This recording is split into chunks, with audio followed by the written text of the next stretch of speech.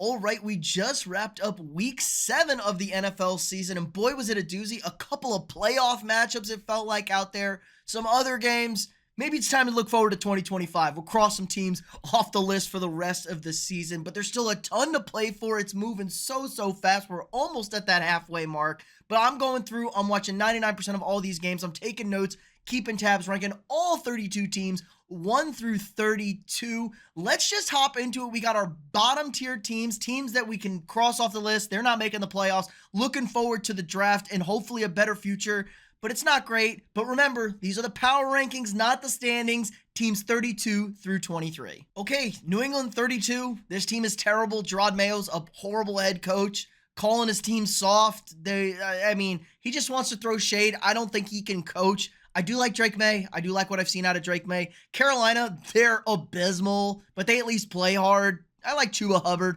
Cleveland, Deshaun Watson tore his Achilles. That's all I'm going to say about that. The Raiders, Antonio Pierce, not that guy. Gardner Minshew steps in, throws 3 picks. Just kind of a disaster season for the Raiders. Get Max Crosby out of there as long as he doesn't go to the Lions, please. Miami at 28. DJ Mike McDaniel. I think he's getting fired. I know Tua's coming back for this week. Maybe there's some hope, but I think this offensive scheme's figured out. I don't think he's a very good head coach. Tennessee, another disaster of a team. Mason Rudolph, slightly better at quarterback than Will Levis. I don't know. Another awful team. The defense is okay. I mean, they did an okay job to start the game, kind of fell apart. Jacksonville, maybe Doug Peterson saved his job. Maybe they can turn this thing around, but the talent is at least on this Jacksonville team. They got to play better. Giants, it finally happened. Daniel Jones benched. I don't know if we'll see him again. We probably will, but this team is also super beat up. Probably getting the GM and Brian Daboll fired after getting shellacked by the Eagles. 24, the Jets, awful. This team is just bad. Their defense is worse since they fired Saleh. Who could have possibly figured that out? Davante Adams doesn't make this offense instantly better. That wasn't their problem. There's just a whole lot going on with this team. They still can't block anybody. The Saints, maybe Derek Carr can turn this thing around. But hey, I tried to warn y'all. I tried to tell everybody after the first 2 weeks, this was the fool's gold team. They've come back down to earth. They've lost 4 straight now. It got really ugly at home against the Broncos. Maybe there's a light at the end of the tunnel. I doubt it. But let's go into it. Our now middle tier teams. We're looking through teams 22 through 16. Okay, the Rams at 22 here. They won at home against a terrible Raiders team. Congratulations. Defense played a little bit better, forced 4 turnovers, had a touchdown. But the big news is Cooper Kupp is coming back, and Puka Nacua shouldn't be far behind him. Now, tough matchup this week on a short week against Minnesota, but I think things are trending in the right direction for the Rams. The Colts, I don't know how the Colts are 4-3. This team is terrible. This team is really bad, especially when Anthony Richardson is at quarterback. He's just so inaccurate. It's really hard to watch, but they win games. They're playing bad teams and they're beating bad teams. This defense isn't good either, but it's getting slightly better. I think this team needs to go to Joe Flacco if they really want to stand a chance to make a playoff push. Arizona, big win, but this is kind of what Arizona does. They play like one good game a month, and it's been awful, a lot of bad, but there's been some bright spots here and there. Defense played amazing today against the Chargers, kept them out of the end zone. They got carved up, but they shut down the running game, bowed up in the red zone, got a nice win. Speaking of the Chargers, I got them at 19. I know the Cardinals just beat them. The Chargers are a better team. The Chargers threw for 350 yards with Justin Herbert. They couldn't get the run game going. They really only give up 17 points, and it was just like a lapse play on Kyler Murray for a 44-yard touchdown run. This team desperately needs wide receivers. It just is shockful. Denver, another team I can't believe that they have 4 wins. They've played absolutely nobody. They have one, nice win, I guess, with Tampa Bay. That's probably the only thing they can hang their hat on. Bo Nix is not good. He's getting slightly better, but he's just like, he's not a good quarterback. Can't throw the ball downfield. They ran the ball a little bit better. The defense has been much improved. That's a positive sign. Cincinnati, another team I can't figure out. This offense was lights out for like the entire start of the season. Their defense was terrible. Last 2 weeks, the offense has been awful, and the defense has showed up against bad offenses. I don't know what's going on with Cincinnati, but they're still just kind of hanging around, and you don't want to leave a team like Cincinnati hanging around because Joe Burrow and Jamar Chase and T. Higgins, they might figure it out. So Bengals there at 17, and awful by Dallas at 16, I guess. Dallas benefited from not playing because I don't have to see them, and they're probably going to beat the Niners, I think, on Sunday night. Maybe they have a chance to, but we'll see where it goes. But let's get to what y'all came here for, my top 15 teams, and number 15, team that benefited from not playing again. Okay, the Bears here at 15, 4-2 had a bye this week, and it was a good bye spot for them. The offense has really improved over the last few weeks, especially running the ball. Caleb Williams had an awesome performance in London. Now they've benefited from a abysmally soft schedule, and they're 4-2, but they are still in fourth place in the division. The NFC North is an absolute juggernaut. They still have to play all 6 division games. Pair that with a couple of NFC West games. It's going to be a tough road for the Bears to find themselves at 10 wins.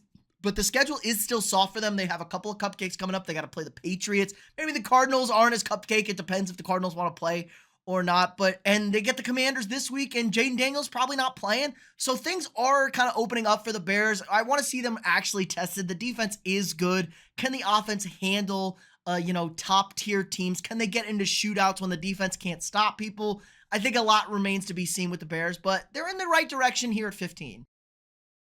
Okay, Falcons dropping the Falcons 5 spots here. What a horrendous game against the Seattle Seahawks. Now, Seattle had to win this game, and I kind of like Seattle in this game. Like, it was hard to see Seattle losing 4 in a row, but Atlanta just looked terrible, terrible in this game. They couldn't stop anybody. I mean, Kirk Cousins was turning the ball over left and right. Geno had an awesome day. DK feasted before he went down with the injury. This was just an all-around dreadful for performance by the Falcons. They ran the ball okay. Bijan had over 100 yards, I believe, and they kind of got the ball. London had 60 yards. Kyle Pitts had 60 yards. It was really on. They couldn't block Cousins. The defense couldn't stop anybody. And that was kind of what I was worried about. What's this defense going to do against good offenses there? And Kirk Cousins had a Kirk Cousins game. Maybe feeling a little bit of the heat. The things were riding too good. He needs to bring things back down to earth. They throw in Michael Penix in there. I don't know what that's going to do for Kirk's psyche the rest of the way. Atlanta's still in a good spot to win this division because, the NFC South is the NFC South,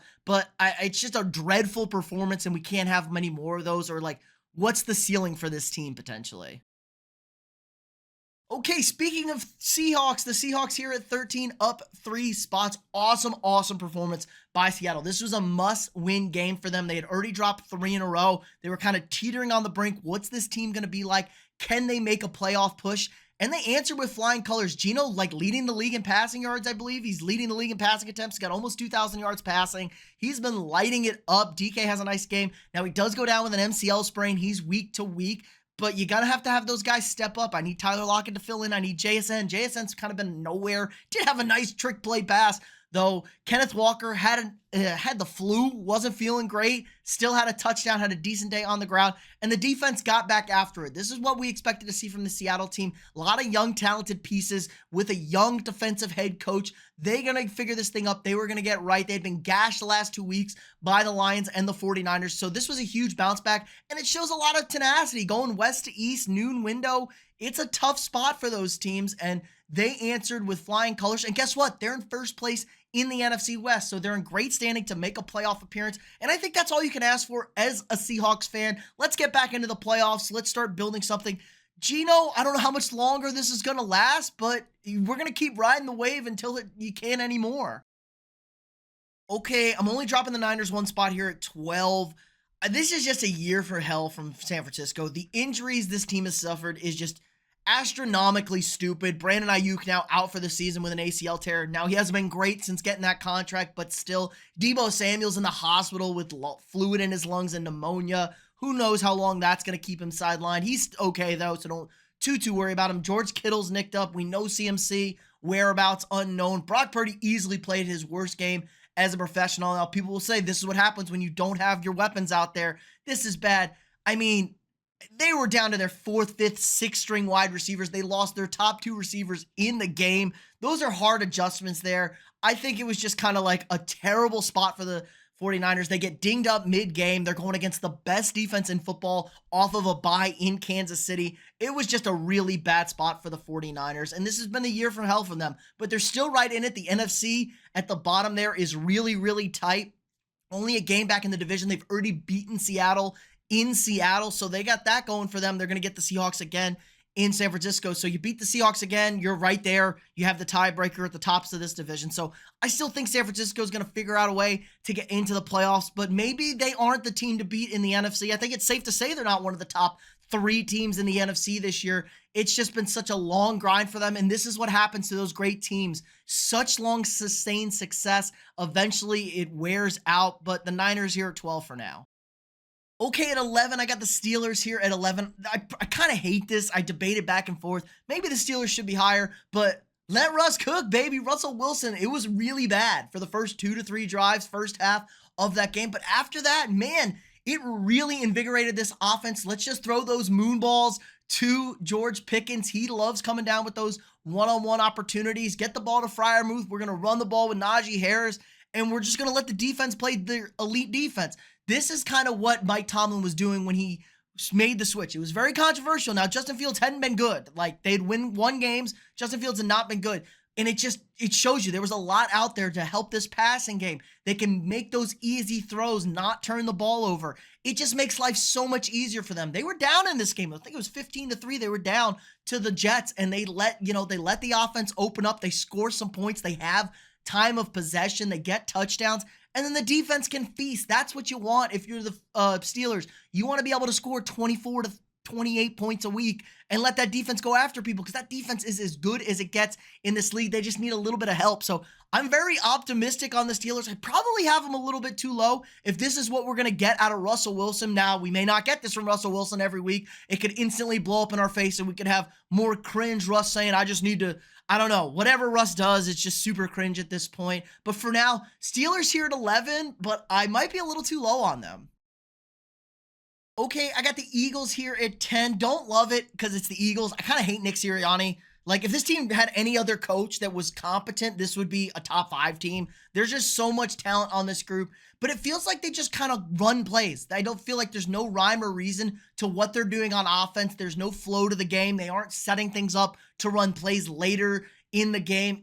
There's no cohesiveness to this offense. It's just like, hand off to Saquon. Oh, let's try a deep go ball to A.J. Brown on 4th and 2. Like, it's just all over the place with this team. There's too much inconsistency. Saquon Barkley's really the MVP of this team. He's carried them. I mean, this is all this offense. They just rely on him so much. The defense has stepped up. I think the defense has gotten better each and every week. The secondary, they're not great, but they're getting better. The run defense, you can't run on this team. The front's got to do more at getting after good teams. I think they feast on bad teams, but they got to do a better job at getting after good teams.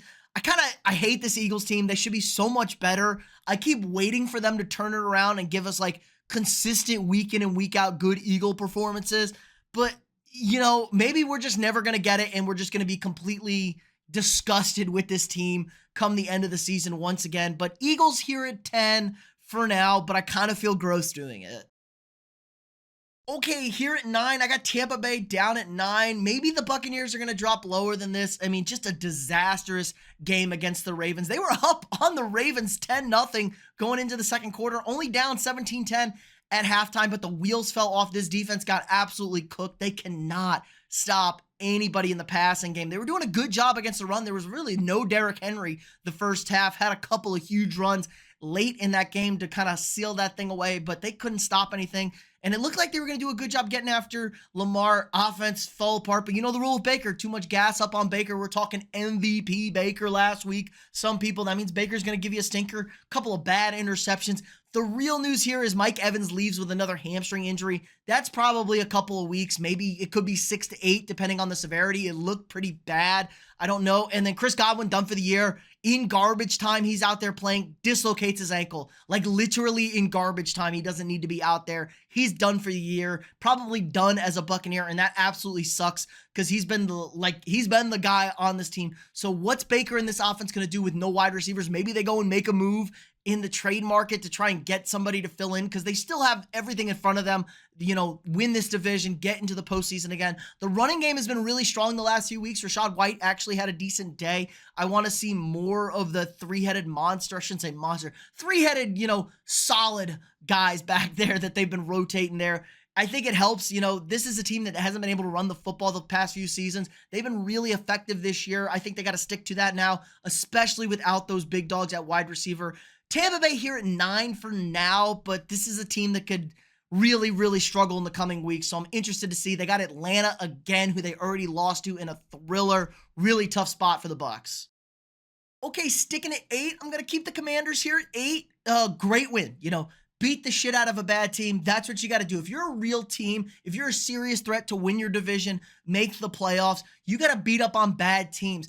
And, the story was they lose Jaden Daniels early in this game, gets a rib injury. Now, it doesn't seem like it's too serious, but it is something that could hamper him moving forward. Could be out next week against the Bears, could miss a couple of games. So that is scary, Washington fans. This is the worry. Jaden Daniels is a small, slight guy. He's not thick. He's not built. He's going to get beat up in this league, and that's what happened to him. Had 3 carries for 50 yards before he went out of the game, though, and he was getting away from that. So that's what you don't want to see. But this defense, man, they seem to turn it around. I know they aren't playing great offenses, but they weren't dreadful against the Ravens offense, who are really, one of the best offenses in football. It takes time when you're getting a new system in there. Maybe you're not the most talented group of guys. It takes time to get into position, and you got to start somewhere, and they're feasting on bad offenses early in this season, and that's what you got to do, man. So I can't complain about that. Marcus Mariota, what is this, 2017, threw 2 touchdowns, threw 1 to Zach Ertz. That was crazy to see. I think Mariota's good enough to get you through a game or two here without Jaden Daniels. I think he'll be fine. They can run the football. Cliff's still doing an excellent job calling plays. Brian Robinson was back. He got back into the end zone. This is a good rushing attack from this team. And Mariota, just don't do the stupid shit. Just be a nice veteran backup. Don't do anything crazy. Don't get too aggressive. Take care of the football. Get it out to your guys. Move the sticks. And I think this team is good enough to still rack up wins.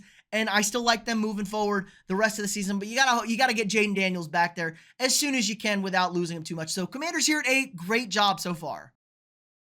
Okay, down 2 spots here at number 7, the Houston Texans. Really a weird game for Houston. They had like 40 yards in the first half, but they had 13 points going in. It was just kind of a bonkers game. The real story here is they couldn't protect CJ Stroud. CJ Stroud was awful throwing the football, only 80-something yards passing. I think it was 86 yards passing, under 90. That's all I can remember there, but 10 of 21. It was a really tough performance for them. Tank Dell, no receptions. Stephon Diggs didn't do anything until the second, the late in the game. Dalton Schultz had 1 catch for 28 yards. He was their leading receiver. I just couldn't get it. But Joe Mixon, great day. Again, over 100 yards rushing, had 2 touchdowns on the ground. And the Texans had a shot to win this game. They went up in this game. They went up 22-21. Couldn't get the stop there late. The Packers go in and kick the game-winning field goal. This felt like a gritty, rock-fighty, playoff type game. It was an ugly offensive performance. The defense did good enough to hold the Packers at bay. They were forcing turnovers of Love. They got after Love, made things uncomfortable for him. But in the end, they ultimately fell up short. But again, it was on the road, out of conference, not the worst kind of loss you can have. And maybe they just don't like playing NFC North teams on the road. Those are their 2 losses this year. At Minnesota, at Green Bay, those are probably 2 of the best losses you will have as a 2-loss team. So I'm not out on the Texans there, but this kind of just shows you where they are. This is a young team. The maturation process out there. You need to get Nico Collins back. I think that helps things out. I want to see a full cast of characters for this Texans offense with Joe Mixon running, with Nico back out there, with Tank Dell, with Stephon Diggs, even throw my man Dalton Schultz in there. And the offensive line's got to fix up the protection. They've really struggled against teams that can get after the quarterback for Houston. And the defense is getting better. They get after quarterbacks and they force turnovers. Now they do give up a lot of yards. They've been known to get beat, but it kind of helps. They kind of marry it. They know they aren't the best in the back end, but if you can rush the passer and if you can force turnovers, you're going to set yourself up to win a lot of games in this league. And sometimes you just play a better team or a team just plays better than you. I'm not going to, sleep on the Texans whatsoever. Okay, number 6, up 4 spots, the Green Bay Packers. Unfortunately, still 3rd place in the NFC North, 5-2 on the season. That's just tough scenes, man, and maybe the 3rd best team in the conference, but this was a real nice win. Now, Jordan Love may have more Brett Favre than Aaron Rodgers in him. I don't know if you want to hear that, Packers fans, because he is wild with the football, but he still makes ridiculous throws. A touchdown pass to Tucker Kraft, absolutely ridiculous throw. Great catch by Kraft. But, they did enough. He didn't turn the ball over in the second half, gets the team into position to kick the game-winning field goal. That's about all I can ask for out of my quarterback. Did what he needed to do to get the job done. Defense. This was the game I needed to see from the Packers defense. I've been poo-pooing the Packers defense. They've been really bad against the 2 good offenses they had faced prior to this game, and they shut them down. They've given up a lot of yards on the season. They were living off of forced turnovers. Not today. They were doing an excellent job stopping the Texans. Like I said, under 90 yards passing for CJ Stroud. They did still get beat on the ground. Joe Mixon had over 100 yards, but this was the kind of performance, if you're a real defense that just doesn't live off the turnover, don't give up those garbage yards. It was a grindy out game, felt like a playoff game, had the home game, got the ball last, took home the dub. Very great performance for the Packers. It just kind of sucks. They're in an elite maybe the best division ever in football. Third place still at 5-2, and they've already lost to the Vikings in Green Bay. So they're in a tough spot because I think this easily could be the third best team in the NFC, but really, really nice win for the Packers at home.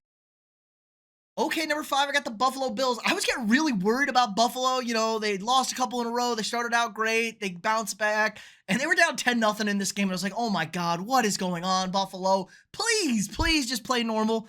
They turn it on. The Tennessee Titans are bad, I know, but they turn it on in the second half, blow them out. Really good performance from Josh Allen. He's just playing so, so good this year. He's cut down on the turnovers. He's scoring touchdowns like crazy. Honestly, he's got to be the MVP favorite, I would think, out there with how well he's played. Got to get a little bit more of the running game going. We saw my man Ray Davis with a few carries, had a couple of big ones there. James Cook, not super a good day on the ground there, but the Keon Coleman game, over 100 yards receiving for Keon Coleman. We had Amari Cooper in his first game, caught a touchdown.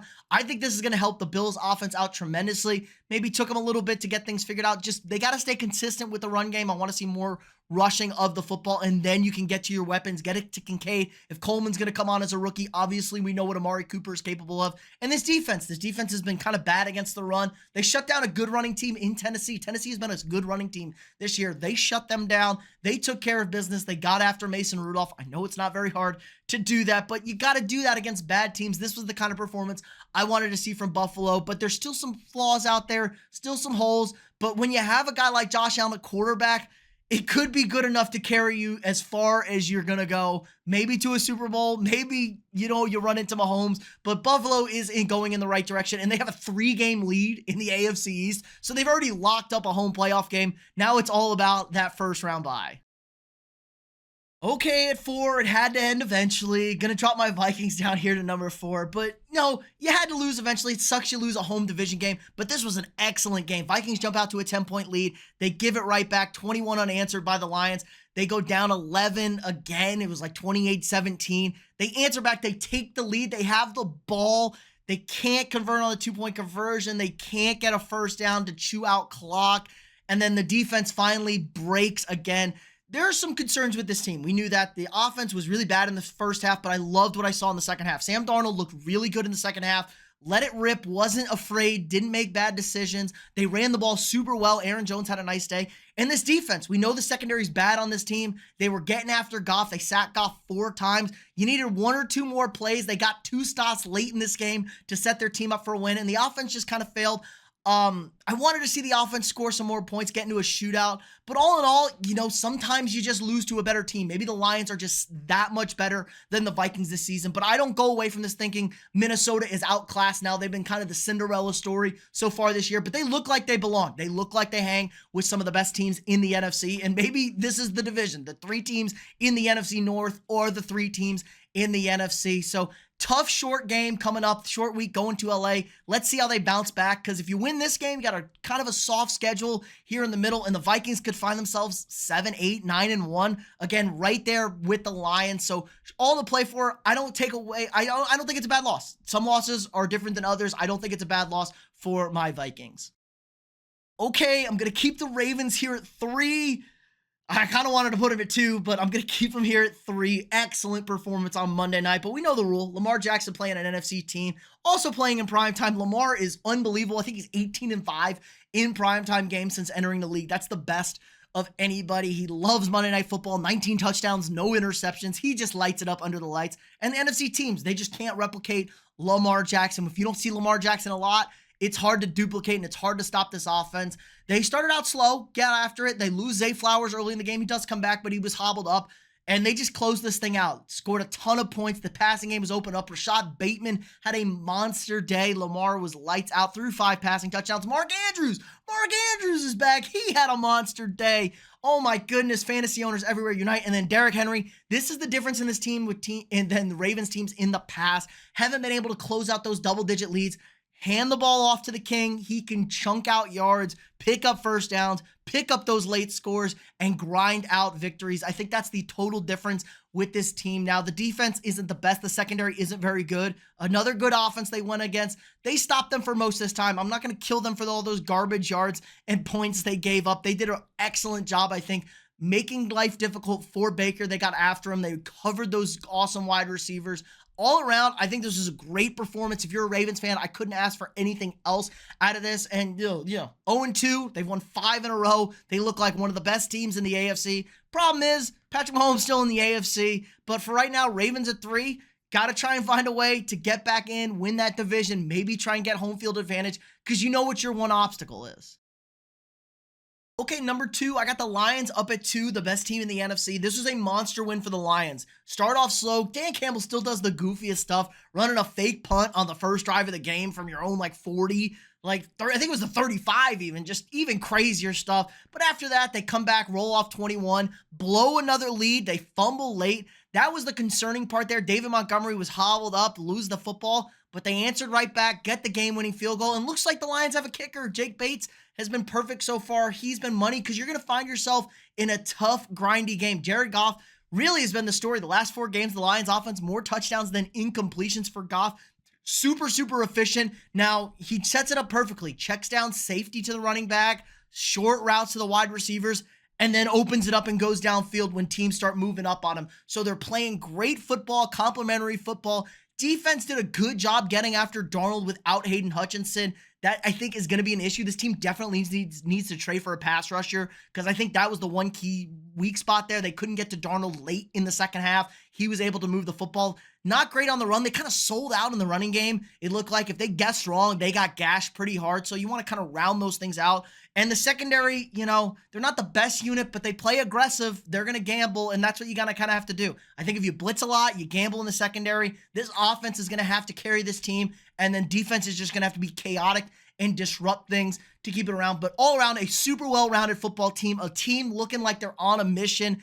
And, the problem is the NFC North is just so tough. So you can't really find anywhere to slip up, because if you do, you could find yourself in second place. Whoever wins this division's probably getting the bye in the NFC, and it's going to be a much easier road than the other 2 teams going through it. For right now, Detroit feels like the best team in the NFC, but not quite as good as, obviously, our number 1 team.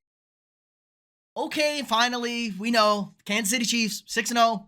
Haven't lost, back-to-back Super Bowl champs, looking amazing. First time they're 6-0 in the Patrick Mahomes era, and really, Mahomes has been awful. I think he has more interceptions than passing touchdowns this year. Did not play a good game, had a couple of awesome runs. The truck stick touchdown to seal the deal felt great. But really, it's this defense. This defense has been lights out, probably the best unit in the league. Not a great unit fantasy-wise, not flashy, but they seem to always get stops when they need to get stops. They force turnovers. They make life just miserable for opposing teams. They can stop the run. They can get after the quarterback. They have arguably the best defensive lineman in the league in Chris Jones, and they have a very good secondary all around. This is just a complete football team, and it doesn't matter what the injuries are. They got to glue pieces together on offense. They figured out Andy Reid and Patrick Mahomes. This is the best team, man. I can't believe the Chiefs are better than they were last year. And it was kind of slow the first few weeks. They're grinding through. Kareem Hunt, another solid day, a couple of touchdowns. Travis Kelce still whereabouts unknown. The passing game is a problem. Juju got injured again.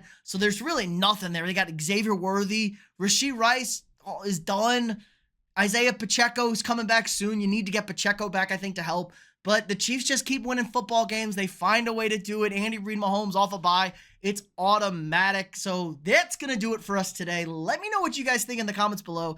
Who am I too high on? Who am I too low on? Disagree. I love going back and forth with you guys in the comments. If you haven't already, drop a quick like on this video. Subscribe to the channel. We got new sports content for you guys every single day. If you want to support the channel more, sign up for a channel membership. You get all sorts of access to cool and exclusive content. Help support me. Allows me to keep making this great stuff for you guys every single day. If you want to check out one of your teams in person, head on over to SeatGeek.com. Use code afterthereview for $20 off your first purchase. That's SeatGeek.com, code afterthereview, $20 off your first purchase. Again, like, subscribe, and share, and I'll see y'all tomorrow.